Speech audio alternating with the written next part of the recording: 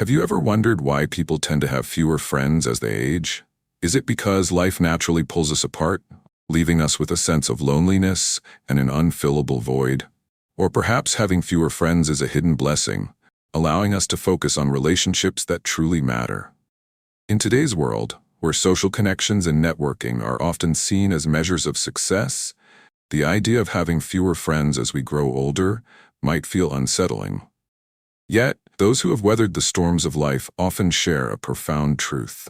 The fewer friends you have, the lighter your heart feels. Take a moment to reflect on your own life. Have you ever believed that having a large circle of friends was the key to happiness? Then, as time passed, you realized that not all relationships stood the test of time. Some grew distant, while others faded away completely. Casual acquaintances and superficial connections no longer held the same importance. But this doesn't mean you've become lonely. It means you've come to understand the value of selectivity, of holding on to those rare and precious friendships that bring true joy and meaning. Today, we'll explore the story of Henry and Lucas, two brothers whose relationship was once strong but became strained as they grew older. As children, they were inseparable, but as adults, misunderstandings and life's pressures drove them apart. Henry, the older brother, carried feelings of neglect, believing their parents always favored Lucas. Meanwhile, Lucas, who stayed behind to care for their aging parents, felt the heavy burden of responsibility and struggled to live up to expectations. Over the years, unspoken hurts and lingering resentment created a rift that seemed almost impossible to bridge. This story, however, isn't just about reconciliation between two brothers. It's a reflection of the challenges many families face: misunderstandings, sibling rivalries, and the difficulty of maintaining close ties amidst life's demands. It's also a powerful lesson about reevaluating the relationships that matter most, letting go of grudges, and cherishing what truly deserves our attention. As we age, the question isn't how many people are in my life, but rather, who will truly stand by my side? When we grow older, it becomes clear that the number of relationships we have is less important than their quality. The bonds that endure are those built on understanding, shared experiences, and mutual respect.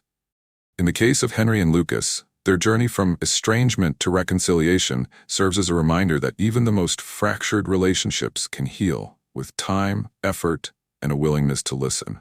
So let's delve into their story. Through their struggles and eventual reconnection, we'll uncover why fewer friends but deeper relationships can lead to genuine peace and happiness in life's later years. Henry and Lucas grew up in a peaceful small town in the Midwest, surrounded by endless fields and a life of simplicity. As the eldest son, Henry always felt he bore more pressure than his younger brother. Lucas seemed to effortlessly attract their parents' affection, a favoritism that Henry sensed from an early age. When Lucas made mistakes, he was quickly forgiven. But for Henry, every misstep was remembered, and he felt the need to be perfect to gain his parents' approval. This quiet resentment grew stronger as the two brothers matured. Lucas was the easygoing, sociable sibling who always brought laughter to the family, while Henry, more serious by nature, often felt like an outsider. During family gatherings, though they sat at the same table, there was always an unspoken tension between them. After high school, Henry decided to leave their small town to pursue a new life.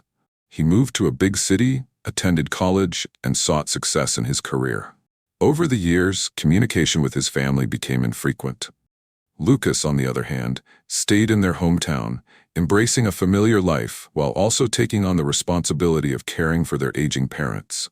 Family reunions became more strained as Henry's quiet frustration grew. Seeing Lucas praised by their parents for his efforts only deepened Henry's bitterness. To him, it felt less like love and more like favoritism. Tensions came to a head when their father passed away after a sudden heart attack. In the wake of the loss, their mother made a decision she thought was fair.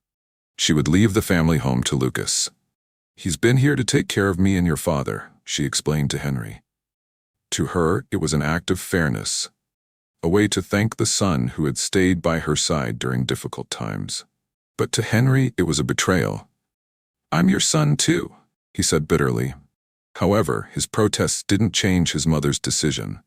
He left the house that day feeling deeply wronged.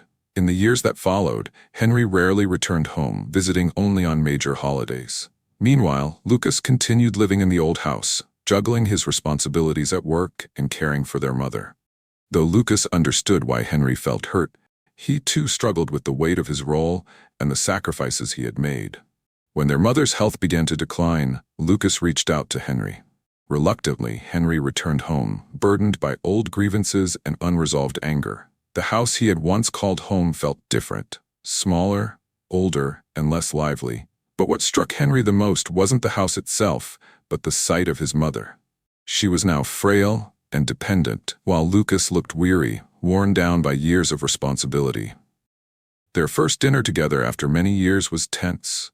Henry couldn't help but notice the dust on the furniture and the cracks in the walls. "Mom deserves to live in better conditions than this," he said, his tone sharp with criticism.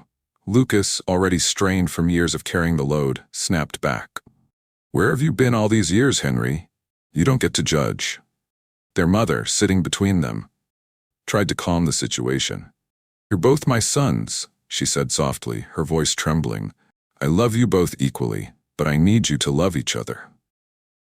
That night, Henry couldn't sleep. He wandered into the living room and noticed the old photo albums on the table. As he flipped through the pages, memories of their childhood came flooding back, running through fields, fishing by the lake, and laughing over shared secrets.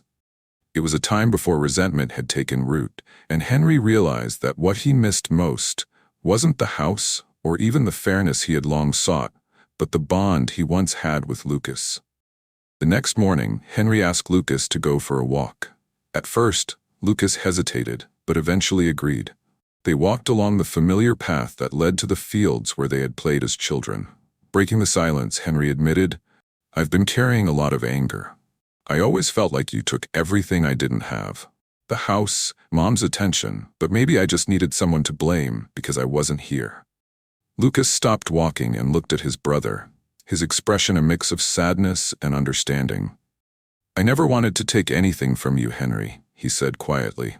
"I stayed because I thought it was my responsibility.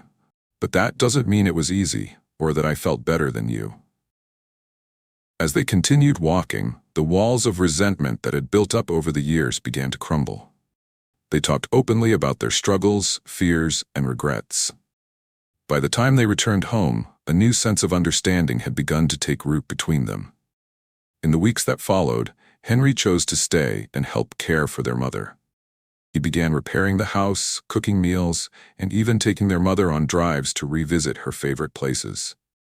For the first time in years, the house felt warm again. Not just because Henry was there, but because the relationship between the two brothers was healing. One evening, as the three of them sat on the porch watching the sunset, their mother smiled and said, "This is all I ever wanted, for my boys to be at peace."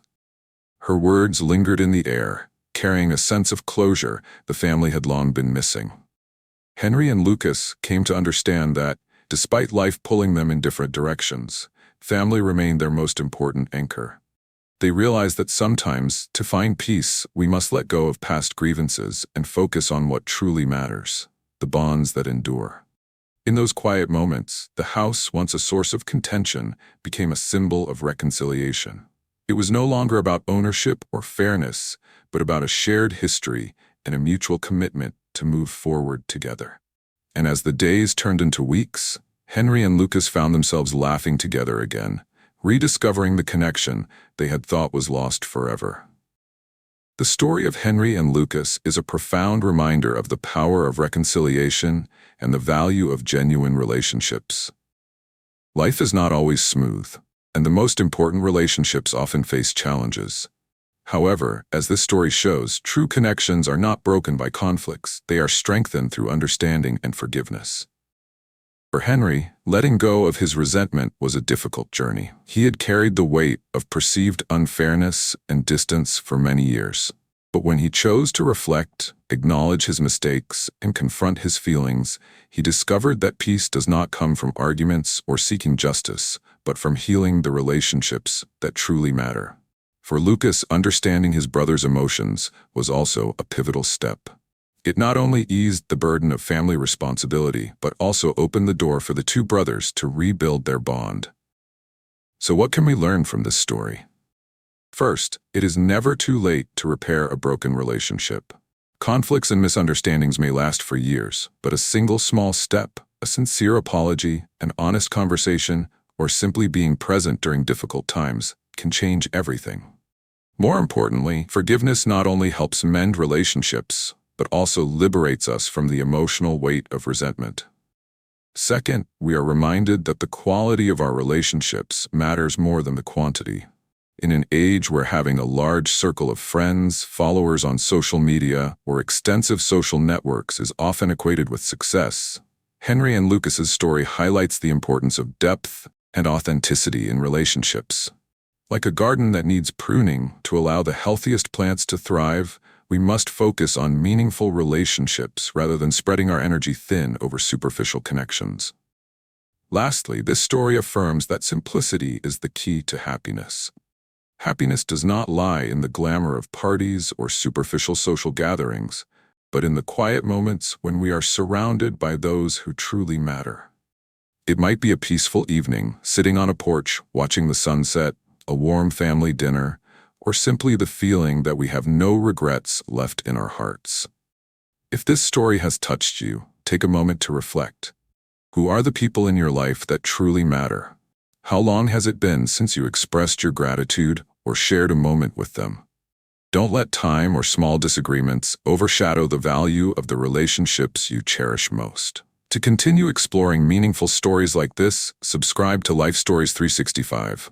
We hope that through tales of love, forgiveness, and personal growth, you'll find peace and a deeper connection to those around you. Thank you for joining us on this journey. And remember, life is short. Cherish the moments and the people who truly matter.